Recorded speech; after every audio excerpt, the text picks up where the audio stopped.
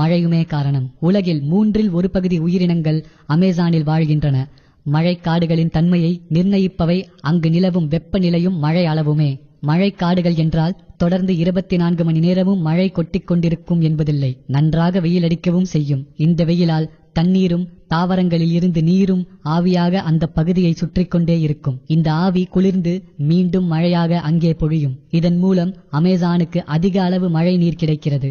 மழை நீரை தக்க வைத்துக் கொள்ளும் சக்தி அமேசான் மண்ணுக்கு அதிகம் இருக்கிறது. இதனால் காட்டுப்பகுதி எப்பொழுதும் ஈரத்தன்மையுடனே காணப்படுகிறது. மழை காலங்களில் அதிக அளவில் மழை பொழியும். இதனால் தான் மழைக்காடுகள் என்ற பெயர் வந்தது. அமேசானில் இருக்கும் மரவகைகள் ஐரோப்பா, ஆசிய காடுகளில் காணப்படுவதில்லை. உலகின் வெப்பநிலைகளை காட்டும் அளவுகோல் என்றும் கூட அமேசானை சொல்லலாம். உலகின் சீதோஷ நிலையை மாற்றி அமைப்பதில் அமேசான் காடுகளுக்கு முக்கிய பங்கு இருக்கிறது. ஒரு காலத்தில் அமேசானில் தங்கமும் விலை மதிப்புமிக்க கற்களும் அளவுக்கு அதிகமாக